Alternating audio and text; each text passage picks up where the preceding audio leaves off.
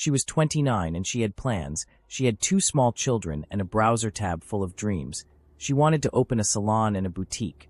She wanted a fresh start in Atlanta, and she had carved out a life for her kids with the stubborn hope every parent knows. On January 30th, 2022, Alexis Ware left a convenience store parking lot in Anderson, South Carolina, and she drove away, and she was never seen again. This is what happened, what investigators found, what her family still asks, and why. A missing mother named Alexis turned into a cause that would reach all the way to the State House. Welcome to Dark Matters TV, where every mystery we cover is not just about the moment someone vanished, but about the lives left suspended in its wake. Today, we step into the haunting case of Alexis Ware, a 29-year-old mother whose sudden disappearance in South Carolina left behind more questions than answers. Behind the headlines of a missing person search lies not just the story of a car abandoned in the woods, but of a family shattered by uncertainty, children growing up without their mother, and the lingering question of what truly happened the night Alexis drove away and was never seen again. Alexis Ware was a mother first, a dreamer beside that. She styled hair from a home studio. She built an audience on social media, and the photos of her bold wigs and careful makeup and candid laughter were the quiet promises of a woman ready to pivot into something bigger. She had a 9-year-old daughter and a toddler son, and for those who knew her, she was loving and ambitious and protective of the small orbit she had built around her children. The family called her Alex, in the way families do when a name becomes affection and shorthand. The weekend before she vanished, Alexis drove up to her mother's house. A long drive of 100 miles, not for a party or a fight, but for the small practical tenderness of family time. Her mother would later tell interviewers that Alexis arrived tired, and that by Saturday she was anxious about something. She called the person who had been calling her the devil, and she told her mother she felt like someone was following her. The word devil was the only way she chose to describe the blocked, relentless calls that had been coming through her phone all that weekend, and when her mother asked who might be doing it, Alexis would only shake her head and say she didn't want to worry anyone. On video chat Sunday afternoon, Alexis spoke to her mother from home and said she was going to take a nap.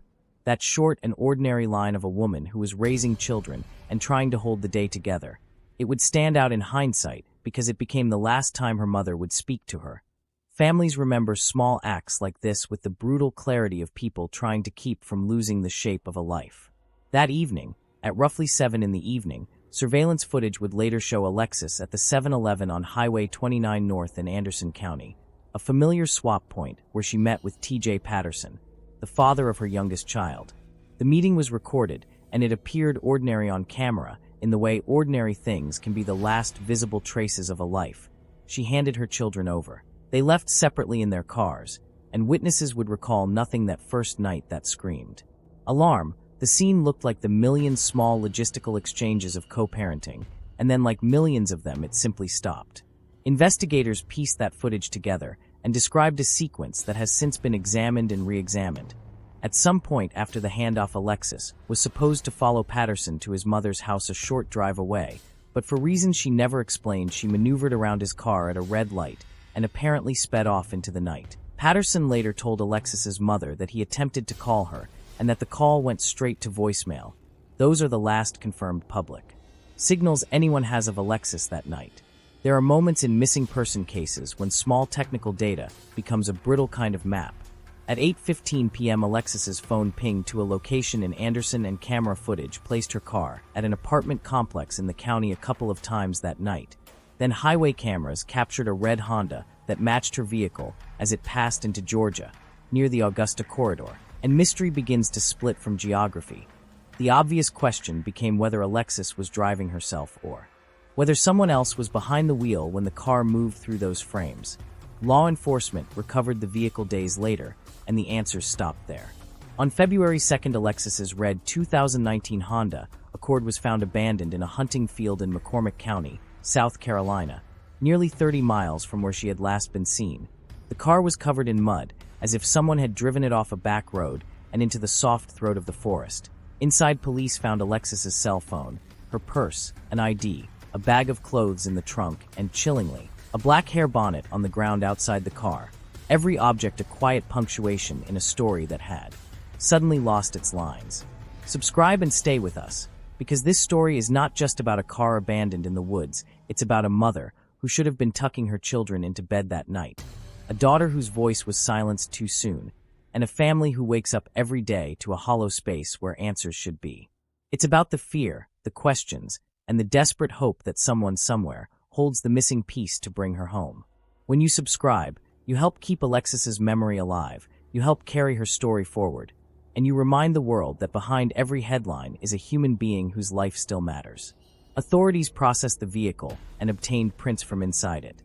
The sheriff's office would say the prints were collected, but they did not publicly announce whether those prints matched Alexis or anyone else.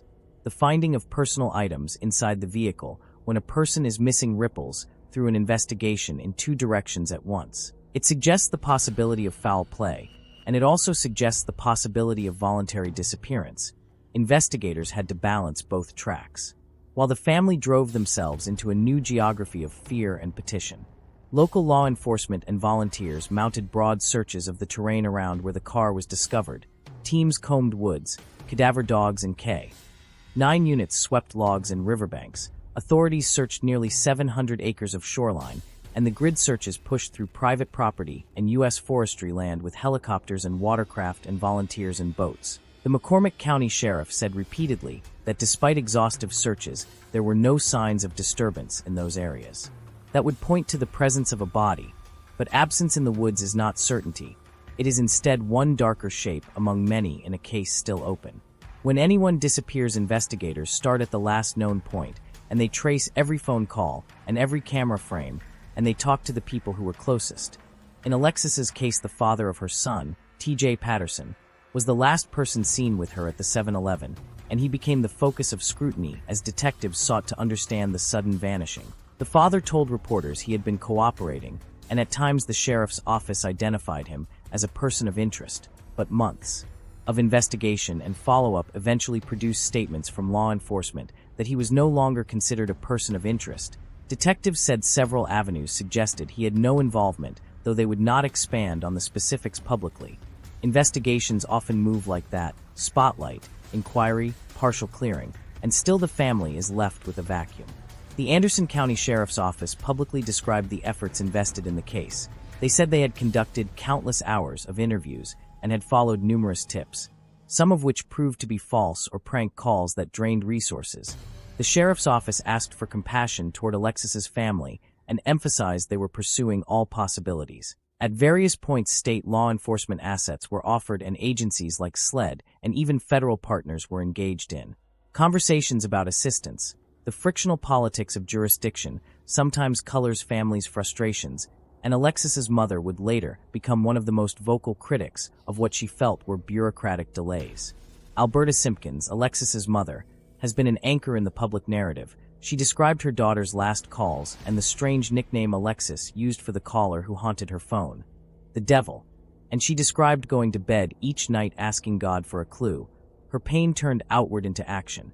She pressed for answers, and she pushed for other voices to be heard, and in mid-2024 that pressure took legislative form as family and advocates announced the Alexis Ware Act to enhance missing person investigations, a proposal meant to create an avenue for families to request state resources like SLED when they feel a trail has gone cold and local investigation has stalled. Her belief was simple and human. Sometimes families need a way to escalate without being trapped in bureaucracy.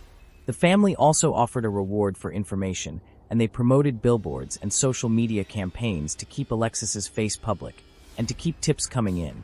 The missing persons pages that formed around her case have thousands of shares, and the community poured in with searches and prayer vigils and online arguments too. The public life of missing person cases is a messy, sometimes cruel theater where grief meets rumor and the truth tries to find a stage. If this story matters to you, please hit subscribe and ring the bell. Because Alexis had a social media footprint, there are threads and motifs that surfaced in online discussion. Sources described men who had reached out to her and unwelcome attention that made her uncomfortable. Family accounts said she referred to some of her online contacts as creeps. There were alleged messages to the mother after Alexis disappeared from people claiming to know where she was. Some of those tips were false, and some appeared to be malicious. The internet is a place where hope and hoax coexist, and in Alexis's case, those two forces complicated the work of investigators and comforters alike. Online sleuths reconstructed the route that the car seemed to take and pointed to oddities in the timeline. The car appearing on cameras in Georgia, the vehicle turning up covered in mud in McCormick, the possibility that someone moved the car to create a false trail. These are reasonable hypotheses to test. They are not verdicts. In public forums, people sometimes conflate circumstantial detail with proof, and that confuses more than it clarifies. Good inquiry requires documents and witness. Statements and forensic confirmation. The police collected prints from the car and searched nearby parks and waterways. As of the latest public statements, no evidence had been released to confirm foul play. There are technical questions too, like why the father of her kids would meet at a gas station rather than directly at his mother's house, or why Alexis might have chosen to follow instead of going directly to her mother's home. Those choices invite speculation, and they invite investigators to look harder at the phone records and the cameras. But speculation is not an investigative substitute, and often these conversations mask the deeper tragedy, which is that 3 years later a mother has not been returned to her children. The McCormick County Sheriff's Office described methodical searches, grid searches extending 100 yards into the woods, cadaver dogs, a state law enforcement helicopter flying lines across wooded ridges, teams checking boat ramps and shoreline and hunting land. The sheer physicality of that work is hard to convey. It is hours of sloshing through mud and scanning tree liens while families wait for a single sign. The sheriff said repeatedly they had found no evidence in those search zones that would indicate the location of a body. Absence of evidence here is not exoneration elsewhere. It is instead the raw geometry of an unresolved case. Investigators obtained warrants and forensic tests were run. Prints and any trace evidence in vehicles are routine parts of the checklist. But law enforcement rarely reveals the full inventory of investigative leads while the work is ongoing.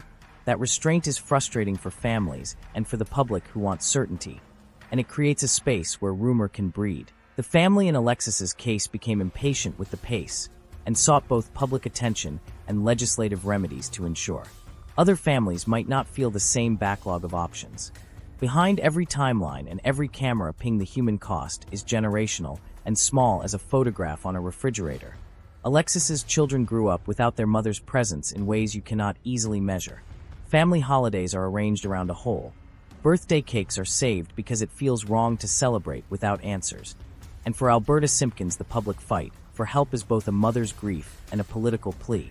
She has spoken into microphones and into legislative rooms, not because she wants to be famous, but because fear turned into a demand that someone pay attention and that future families not feel what she felt. That cry echoes in the idea of the Alexis Ware Act and in the billboards and the reward flyers and in the late-night calls from strangers offering rumors. As of the most recent public statements, investigators still list Alexis Ware as missing. The case remains open and active. Law enforcement continues to ask for tips and for anyone who saw her after that night to come forward. The family still offers a reward for information that leads to finding her. If you have anything at all to share, contact the Anderson County Sheriff's Office or Crime Stoppers. Your tip, even if it seems small, could be the missing stitch in a long, fraying seam. There is a particular cruelty in the way ordinary nights can become monuments to loss. Alexis was a mother and an entrepreneur, and for reasons we still do not fully know, she vanished from the line of a routine exchange and left a map of questions that investigators and family are still trying to redraw. This story is not finished. If you are watching from South Carolina or beyond and you know something, anything, please call. And if you're here for the first time and you want more long, investigative stories like this, subscribe. And if you have been with us and yet to subscribe, go ahead. Your support helps us to keep this community alive. And until next time, stay safe and stay aware.